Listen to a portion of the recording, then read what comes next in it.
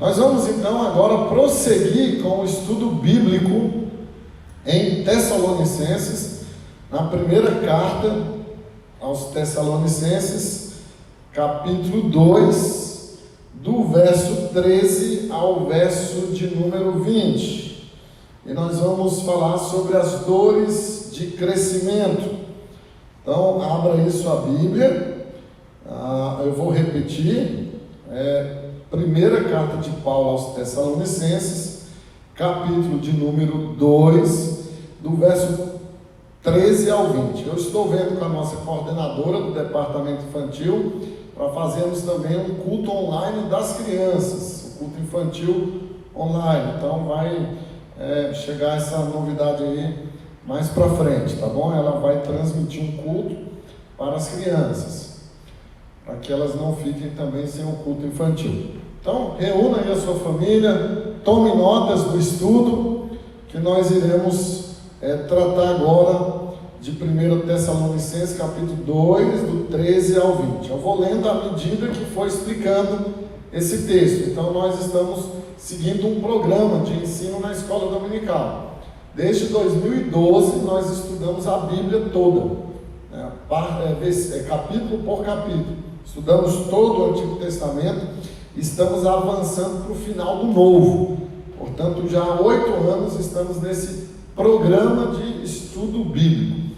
E agora chegamos aí a Tessalonicenses 2, de 13 a 20. Então está aberta aí sua Bíblia, abra aí.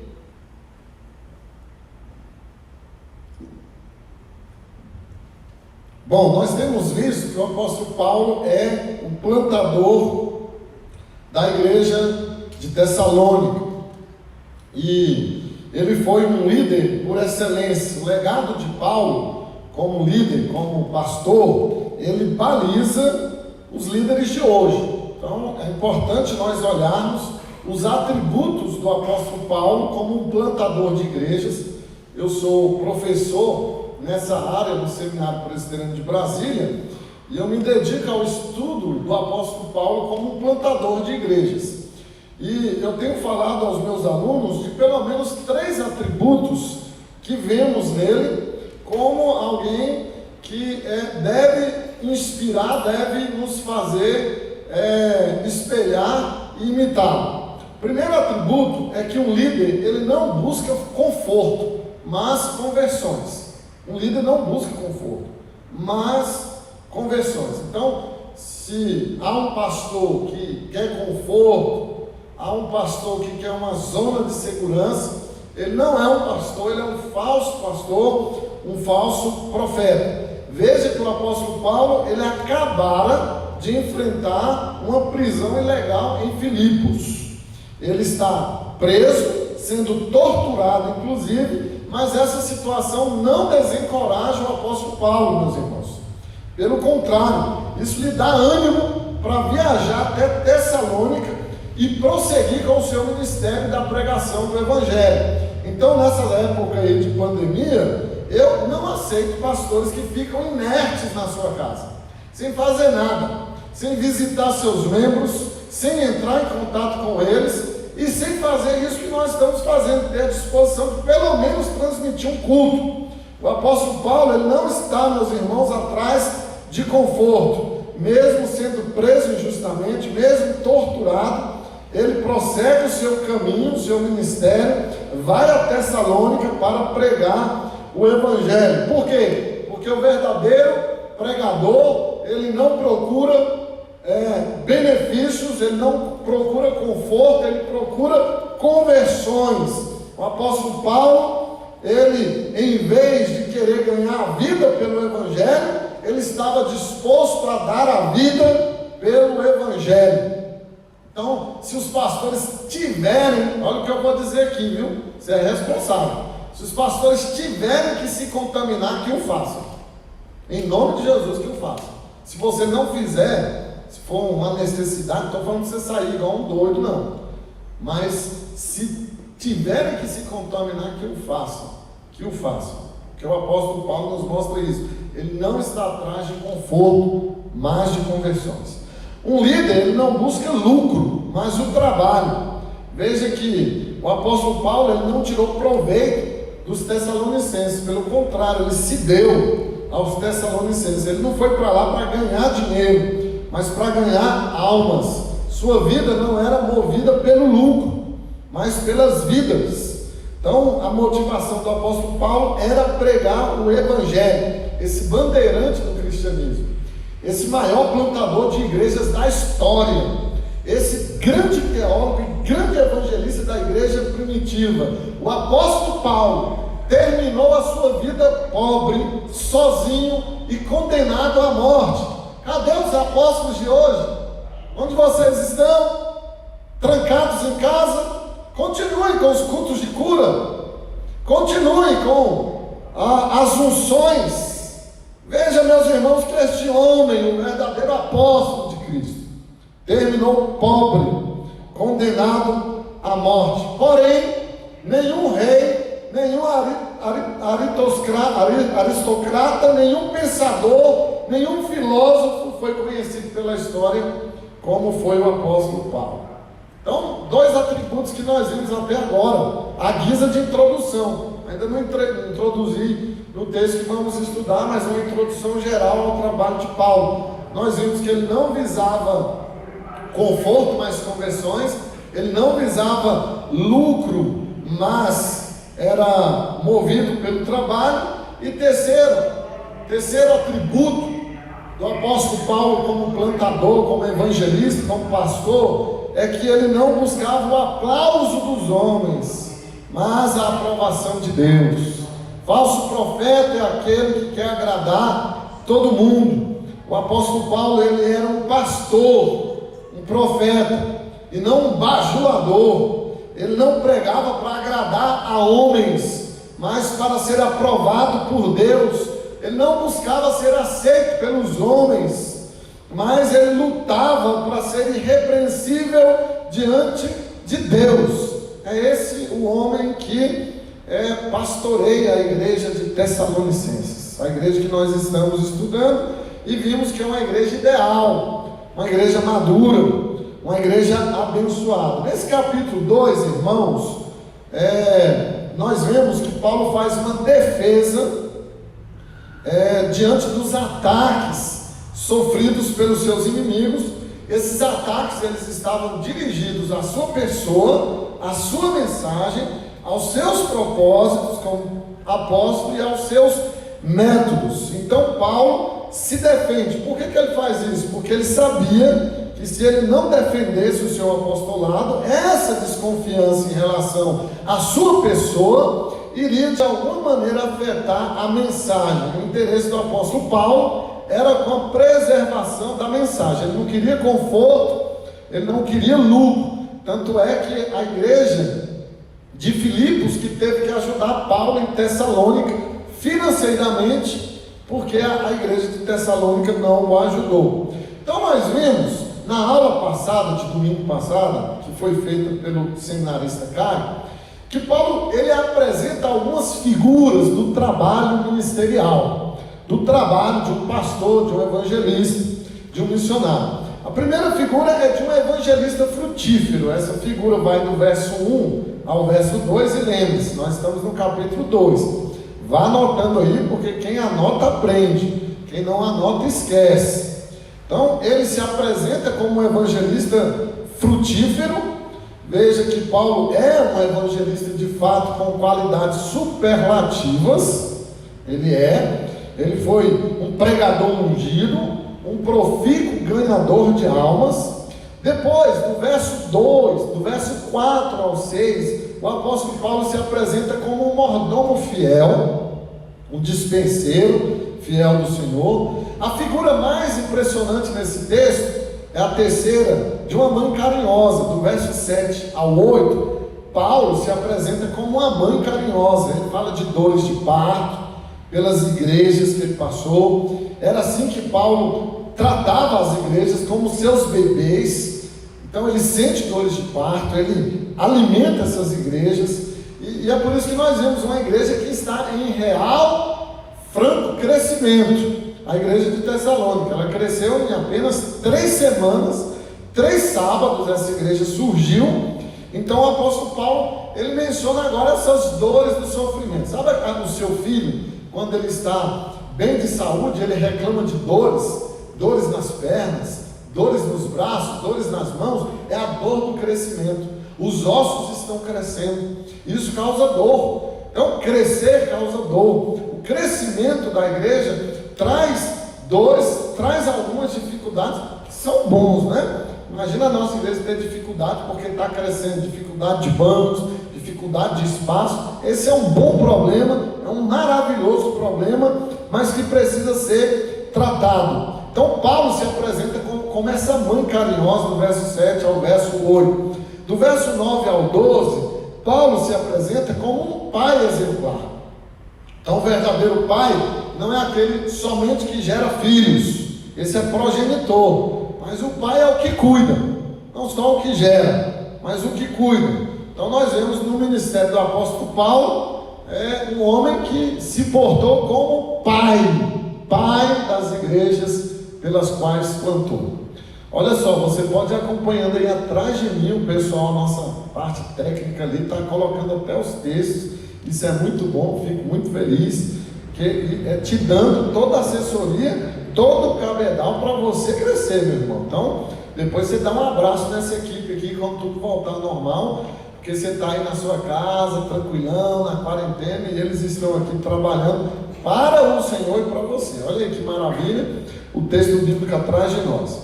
Bom, nós vimos aí essas figuras, um evangelista frutífero, um mordomo fiel, uma mãe carinhosa, um pai exemplar. Mas eu quero tratar com vocês da principal figura que o apóstolo Paulo usa, que é o objeto do nosso texto. Do verso 13 ao 20, Paulo se apresenta como um pastor amoroso. E eu vou explorar essa figura agora com vocês, um pastor amoroso, do verso 13 ao 20, que é o texto que nós iremos estudar. O pastorado, meus irmãos, ele é uma vocação, não é uma profissão. O pastorado é um chamado de Deus que se manifesta, primeiro, internamente, com o desejo do vocacionado, e depois, externamente, com a aprovação da igreja, do conselho e de um presbitério. Então, o pastorado, ele é uma mistura de alegrias e de lágrimas, de conquistas e de sofrimento, porque é uma vocação. O pastor, ele participa das vitórias e das perdas do rebanho. Talvez você não tenha a ideia do sofrimento para um pastor verdadeiro, vocacionado, de ver a igreja fechada. É um grande sofrimento. E talvez ele é um pouco amenizado, meus irmãos, porque eu tenho orado e pedido para Deus: Senhor, não me deixa pregar para uma câmera, eu quero pregar para o rebanho que o Senhor me confiou. Então eu visualizo vocês aqui, eu posso sentir vocês aqui, mas é extremamente triste para o pastor ver a igreja fechada. O pastor, ele celebra as vitórias, mas também a perda do rebanho. Ele celebra casamentos, fica feliz por isso, mas também ele chora com luto. E a vida de um pastor, ela vai assim, de uma festa de núpcias para um amargo momento de velório, que inclusive pode acontecer no mesmo dia. E eu já tive que, por exemplo, fazer um velório de manhã e um casamento à noite. Então, Paulo, ele se apresenta com essas agruras do pastorado. Ele é um pastor amável, afável, ele é um pastor dedicado, principalmente para essa igreja de Tessalônica, que passava por um momento de perseguição e de sofrimento. E eu fico preocupado com algumas atitudes de governadores do nosso país, que de maneira absolutista, arbitrária, fecharam templos, impedindo o culto. E até agora no sul, nós ficamos sabendo de uma casa que foi invadida por policiais com 5 pessoas orando. Então isso é um alarme, nós precisamos estar atentos a essa situação, porque nós não temos que obedecer um governo quando ele nos impede de adorar a Deus. Então eu prefiro a cadeia, irmãos, eu prefiro que me prendam ou que me matam. Mas nós não vamos obedecer a um magistrado civil quando ele nos impede de adorar a Deus. Você lembra o que Pedro disse? Importa obedecer a Deus e não aos homens nesse sentido. O que for de nossa responsabilidade para evitar contágio, para obedecermos às autoridades naquilo que não exagerarem, nós o faremos. Mas se passarem dos seus limites, eu não me calarei. Eu falarei contra nas minhas pregações, no que eu escrevo e nos meus aconselhamentos e nas minhas ações. Não tenho dúvida disso. Então Paulo ele está escrevendo a uma igreja em Tessalônica perseguida. Veja que, olha aí, capítulo 1, versículo 6, quando o apóstolo Paulo, e no capítulo 3 também, versículo 3, ele fala de tribulações. Capítulo 3, versículo 3, a fim de que ninguém se inquiete com estas tribulações, aflições, pressões das circunstâncias, o padecer. Capítulo 2, versículo 14, tanto é assim, irmãos, que vos tornastes imitadores das igrejas de Deus existentes na Judéia, porque também padecestes. Olha as circunstâncias da igreja de Tessalônica, de perseguição, os judeus perseguindo, o império perseguindo. Então nós vamos tirar aqui, irmãos, desse cuidado pastoral de Paulo, nós vamos tirar 3 lições que ele apresenta, que são recursos que o pastor da igreja apresenta à igreja quando ela enfrenta tribulações. E nós estamos no meio de uma tribulação, no meio de uma pandemia, a igreja fechada, como eu já falei, abusos de autoridade, indo além do que é a sua esfera. Então nós estamos sim diante de uma tribulação. A palavra tribulação ou padecimento aqui no texto, versículo 14 que eu acabei de ler, significa pressão das circunstâncias. Nós estamos pressionados por uma circunstância, e talvez você que está me ouvindo, está desesperado ao ponto do histerismo.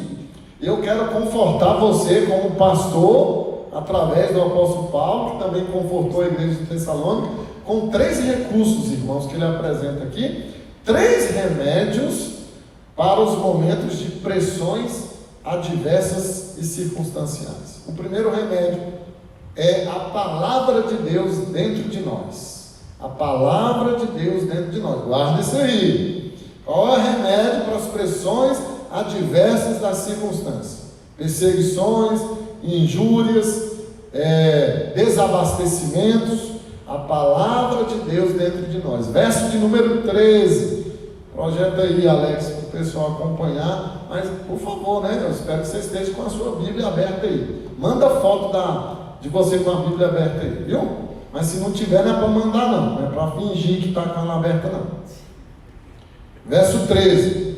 Outra razão ainda temos nós para incessantemente dar graças a Deus, é que, tendo vós recebido a palavra que de nós ouvistes, que é de Deus, acolhestes não como palavra de homens, e sim como em verdade é a palavra de Deus, a qual com efeito está operando eficazmente em vós, os que credes. A palavra de Deus dentro de nós é um recurso, um remédio poderoso para as aflições, sejam elas quais forem. A igreja de Tessalônica recebeu a palavra de Deus como palavra de Deus. Eles a tiveram em alta consideração, meus irmãos. E Paulo destaca aqui 3 fatos importantes nesse ponto, que é a palavra de Deus dentro de nós. Primeiro, eles apreciaram a palavra. Veja no verso 13: acolhestes não como palavras de homens, e sim como em verdade é palavra de Deus. Eles não receberam como palavra de homens. Por isso que essa igreja cresceu. Por isso que essa igreja, ela se tornou madura em 3 semanas. Uma igreja que soube passar por tribulações, uma igreja que se tornou difusora da palavra de Deus, porque é assim, quando nós recebemos a palavra de Deus, como palavra de Deus, nós nos tornamos transmissores dela. A palavra é infalível, a palavra inerrante, a palavra suficiente, a palavra de Deus que é o melhor alimento que nós temos. Salmo 19, ela é como mel, ela é nutritiva, ela é poderosa, ela é preciosa, mais do que o ouro depurado, o melhor do fino ouro. Então, irmãos, como é que você recebe a palavra de Deus? Você aprecia a palavra de Deus? Quem está conectado agora, nessa manhã, honrando esse esforço que estamos fazendo em transmitir esse estudo, em preparar esse estudo, em fazer esse culto, são pessoas sim que apreciam a palavra de Deus, mas muitos outros a têm um demérito.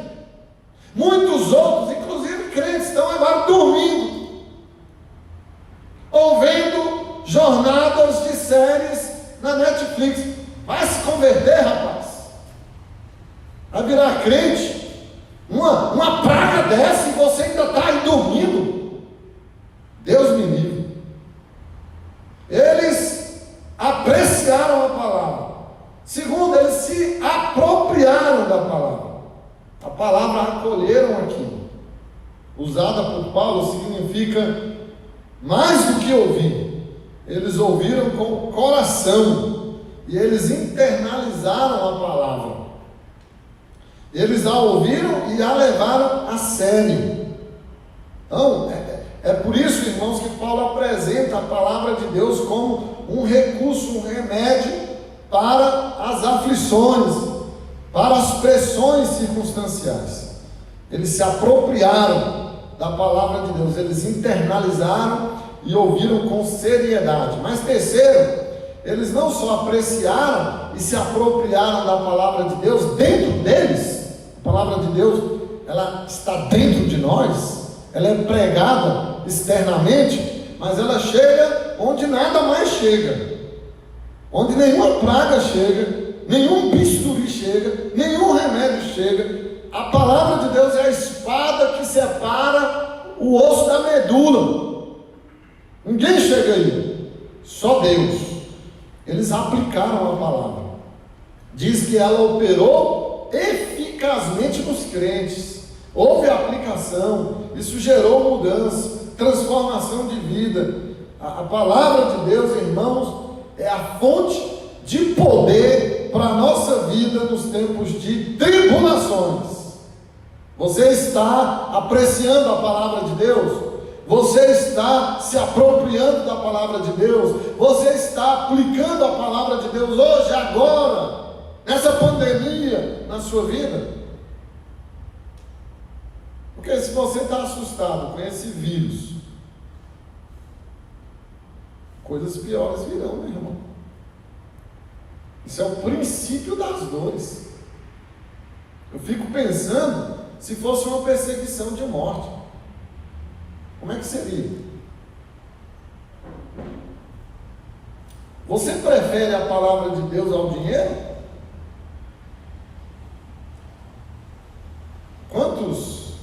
Quantas famílias, que eu não já visitei, inclusive uma, que o pai resolveu trabalhar no domingo, não porque precisasse, mas porque ele queria mais. Ele queria ganhar mais dinheiro. Então queria fazer hora extra. E isso eu percebi de negativo na vida dos seus filhos, que não valorizavam a escola dominical, que não eram instruídos na palavra de Deus, crianças que não sabem nada da Bíblia. E ele trabalhando nos domingos, não porque precisasse, quando é preciso, mas porque ele queria mais dinheiro. Sabe o que aconteceu? Ele juntou dinheiro, mas seu filho adoeceu, ele gastou o dinheiro todo e ficou devendo. Você aprecia mais a palavra de Deus ou o dinheiro? Você prefere a Bíblia ou o sono? Eu tenho falado à nossa igreja de gente que idolatra o sono, idolatra o descanso. Está errado. Você é um combatente, meu irmão. Você é um sentinela. Sentinela não dorme. Alguns cristãos não conseguem se levantar no domingo para estudar a Bíblia, nem no culto online, pelo amor de Deus, chega atrasado no culto online. A gente chegando agora. Então, se você quer, meus irmãos, passar pelas aflições de maneira bíblica, você precisa dar o devido valor e lugar à palavra de Deus. Ela está dentro de nós, operando eficazmente. Viu aí a primeira lição? Que maravilha! A palavra de Deus dentro de nós. Como é que nós vamos passar pelo coronavírus? Com a palavra de Deus dentro de nós. Como que nós vamos passar pelas as adversidades que virão ainda? Com a palavra de Deus dentro de nós. Segunda lição, irmãos, tome nota aí. Além da palavra de Deus dentro de nós, o outro recurso espiritual que Paulo dá à igreja de Tessalônica, que estava sob uma pressão circunstancial muito grande, é o povo de Deus ao redor de nós. O povo de Deus ao redor de nós. Verso 14 ao 16. Vamos ler? Tanto é assim, irmãos, que vos tornastes imitadores das igrejas de Deus existentes na Judéia em Cristo Jesus, porque também padecestes da parte dos vossos patrícios as mesmas coisas que eles, por sua vez, sofreram dos judeus, os quais não somente mataram o Senhor Jesus e os profetas, como também nos perseguiram e não agradaram a Deus, e são adversários de todos os homens, a ponto de nos impedirem de falar aos gentios para que estes sejam salvos, a fim de irem enchendo sempre a medida de seus pecados. A ira, porém, sobreveio contra eles definitivamente. Quer uma aguinha aí?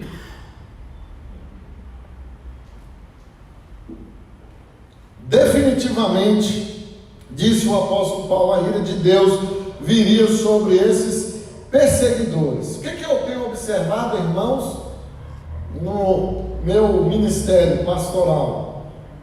Com frequência, pessoas que vivem em aflição se tornam egocêntricas. É muito difícil, em todo momento nós somos egocêntricos. Mas quando nós estamos sob pressão circunstancial, adversa, nós nos tornamos mais ainda egocêntricos. Sabe por quê? Porque pensamos infantilmente que somos os únicos cristãos que estão passando pela fornalha da provação. E aí eu ouço aquelas palavras: ah, isso acontece comigo, eu estou sofrendo muito, ou por que comigo? Então, Paulo está consolando a igreja dos Tessalonicenses, dizendo: olhem ao redor, olhem para as outras igrejas, olhem para o povo de Deus ao redor de vocês que têm sofrido também, coisas piores inclusive.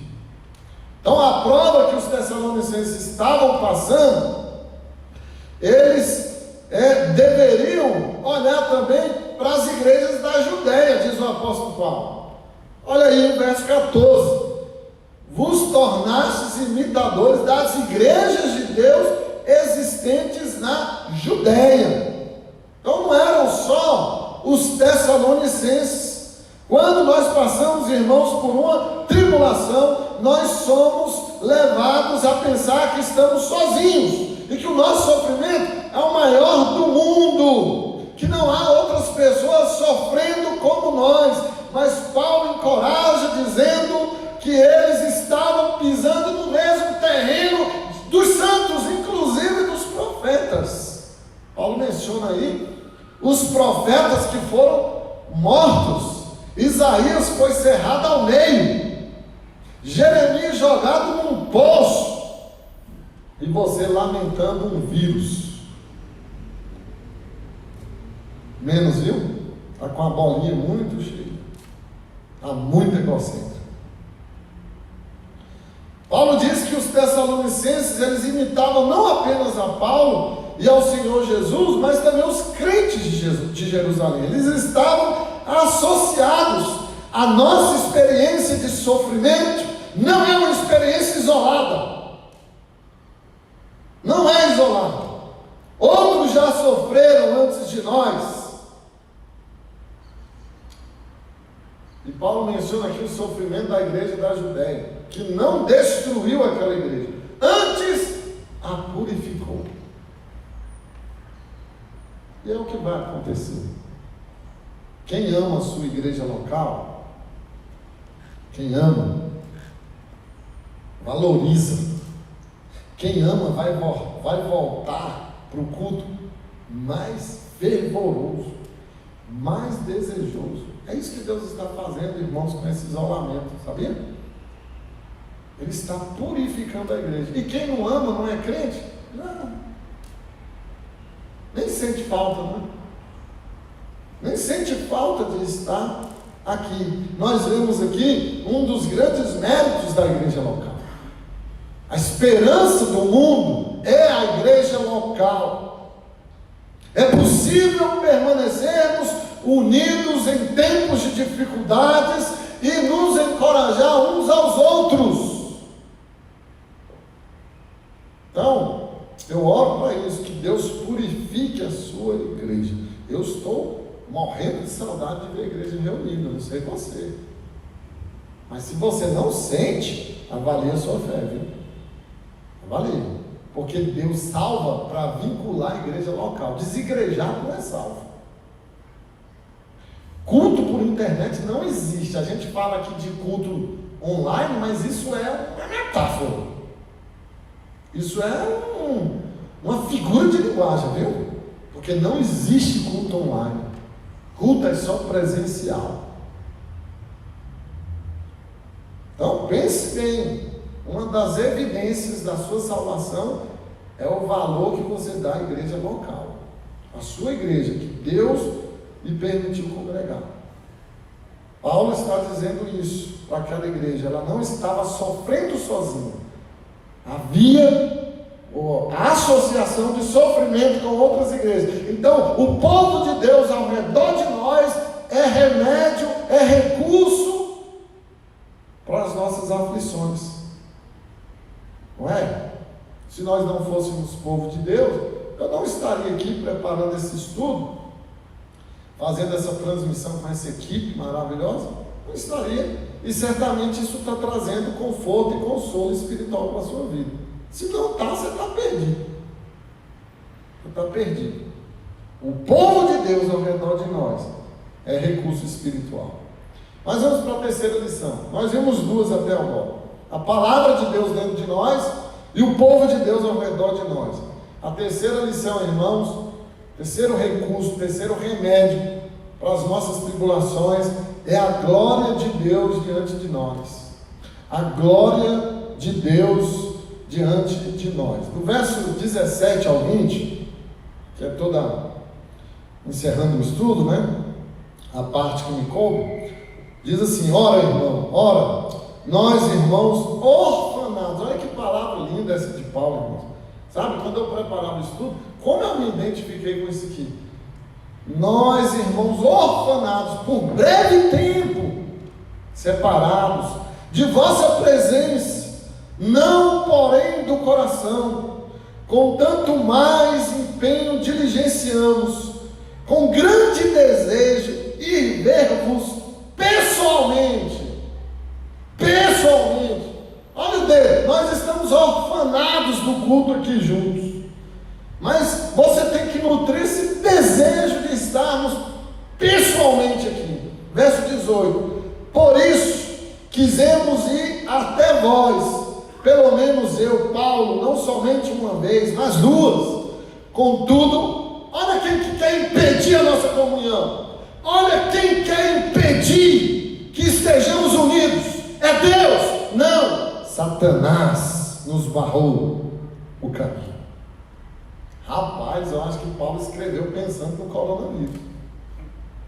E tem uma coisa mais clara, e na providência de Deus, esse estudo ser dado no meio dessa pandemia, né?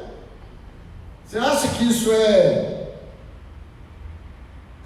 fortuito? Eu vou ler de novo, verso 18. E aí, marca, sublinha, tenha medo disso aqui, ó. Por isso quisemos ir até vós, pelo menos eu, Paulo, não somente uma vez, mas duas. Contudo, Satanás nos barrou o caminho. Essas autoridades que fazem esses abusos são instrumentos indubitáveis de Satanás. Verso 19: pois quem é a nossa esperança ou alegria ou coroa em que exultamos? Na presença de nosso Senhor Jesus, em sua vinda. Não sois vós? Sim, vós sois realmente a nossa glória e a nossa alegria. Paulo aqui, irmãos, ele fala até da escatologia de Jesus voltando. E a escatologia do Paulo não é especulativa. Ele não é um especulador acadêmico, filosófico. Paulo não é curioso. Como é que vai vir? Jesus vem de branco, Jesus vem com espada. Sabe esse pessoal que fica perguntando minúcias, especulação? Não, a escatologia de Paulo é prática. A escatologia de Paulo é para o pastoreio, para o conforto espiritual e é para o seu zelo pastoral. E ele nos fala três coisas importantes aqui dessa vinda de Cristo, da glória de Deus diante de nós. A gente sofre para Deus ser glorificado. Paulo fala de um contato pessoal. Ele desejava, ele ansiava isso. Versos 17 e 18. Paulo estava ausente da igreja porque ele fora impedido, ausente fisicamente, mas ele conservava o rebanho no coração. Como eu me identifiquei com o apóstolo Paulo? Porque eu posso fechar os olhos aqui e ver vocês assentados aqui. E como vocês sentam no mesmo lugar, é até fácil. Então Paulo, meus irmãos, ele não tinha pressa para deixá-los, mas ele tinha ânsia para estar com eles. Eram seus filhos na fé. Paulo queria estar perto, longe da vista ele estava, mas não longe do coração. E assim é conosco. Nós estamos longe da presença um do outro, mas não longe de coração. Se você se sente longe de coração, ore ao Senhor, porque esse texto nos mostra isso, que é preciso nutrir o desejo do contato pessoal. Sabe, aí fica especial, vem me cumprimentar de cotovelo, não me cumprimentar, ou pega na minha mão, ou não vem com essa mão de cotovelo, de pé então, isso não é cumprimento. Não sou imundo não. Paulo deseja o contato pessoal com a sua igreja. Segundo, Paulo, meus irmãos, ele viu o pastorado como um campo de batalha espiritual. Isso é pastorado, campo de batalha espiritual. Olha o que ele diz: contudo, Paulo queria estar com a igreja, presta atenção. Ele queria contato pessoal. Contudo, Satanás nos barrou o caminho. O pastorado é isso aqui, irmãos: batalha. Eu lembro de um seminarista que no presbitério, para ser ordenado, veio perguntar quais eram as garantias dele. Imagina, o pastor tem garantia de quê? A garantia de um pastor é a cruz. Essa é a sua garantia. Nós não enfrentamos apenas perseguição visível, política, governamental. Isso é o mínimo. Isso é esperado, previsível, mas há uma resistência invisível. Satanás está em ação para impedir a comunhão, a presença, o contato do povo de Deus e o avanço missionário. A palavra que Paulo usa aqui em grego para barrou significa cortar, impedir. Era o bloqueio que o imperador colocava na estrada para impedir e frear a marcha de uma expedição, sobretudo cristã. Você acha que qualquer coincidência, qualquer semelhança é coincidência? Veja que a palavra técnica Paulo usa para barro, enocopeten, significa bloqueio na estrada. É a obstrução de uma estrada para torná-la intransponível. E mais tarde se tornou esse termo uma metáfora militar, dos bloqueios militares. Satanás sempre coloca obstáculo. Olha, quem está vendo isso tudo de maneira natural, de maneira carnal, de maneira humana, meu amigo, você está enganado. Isso não é natural. Satanás sempre vai colocar obstáculos no caminho do crente. Ele resiste à obra de Deus. Ele resiste os obreiros. Então eu conclamo os pastores que, se tiverem por acaso me ouvindo aqui, o pastorado é um campo minado de batalha espiritual. E você vai estar no... Não sei como é que fala, é fronte?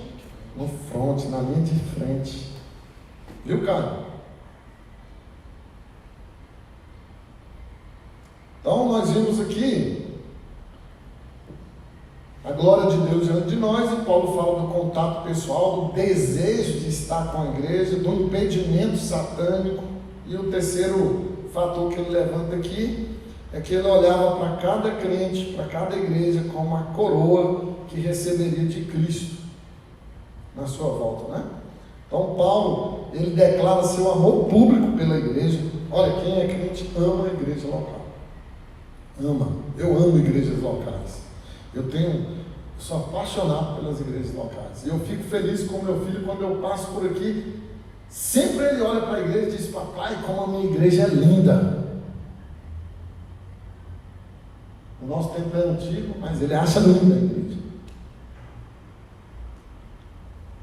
Quem ama a igreja local é crente. Paulo declara o seu amor público pela igreja, mas ele também fala dessa coroa que iria receber. Olha aí, do verso 19 ao 20, Paulo fala da coroa, a esperança, né? Essa esperança escatológica, de que Cristo iria dar uma coroa. No Novo Testamento, duas palavras são usadas para coroa. A primeira é diadema, a palavra grega é diadema, daí vem a ideia de a coroa que era real, exclusivamente monarca. Mas a palavra que Paulo usa aqui não é diadema, a palavra é Stefanos, que era a coroa de um vencedor numa batalha, numa lide, numa competição atlética. Paulo está dizendo: Satanás tentou impedir, obstaculizar o caminho, mas nós vencemos. E agora o Senhor nos deu a coroa.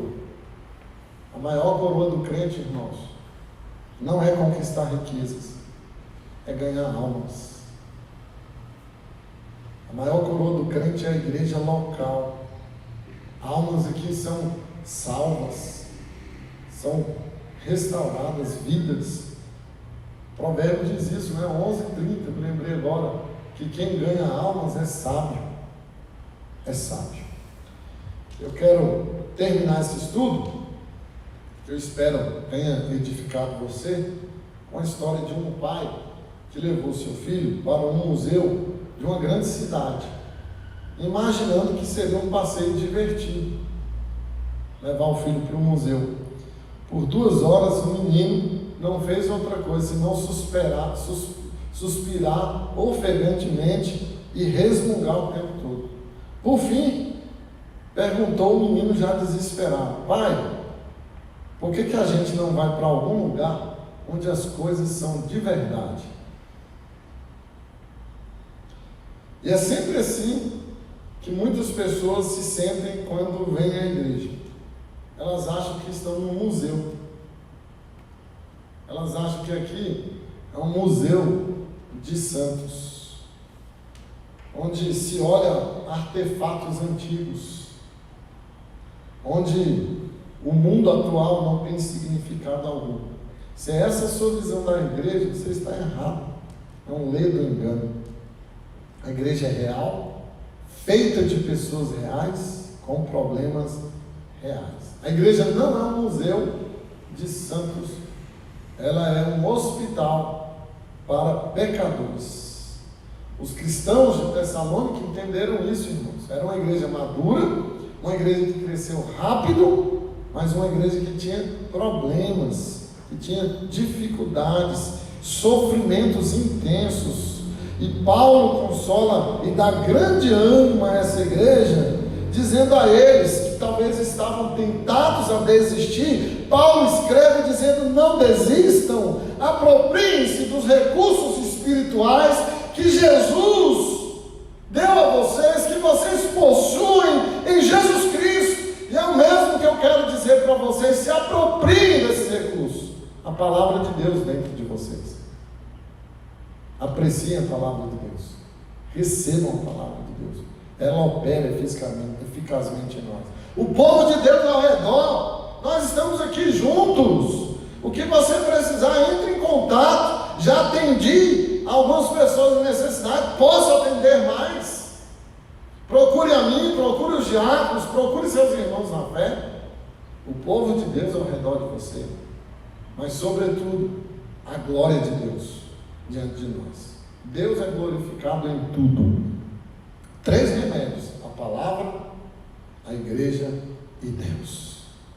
É o que você e eu precisamos. Amém? Anotou aí? Gostou? Acabei.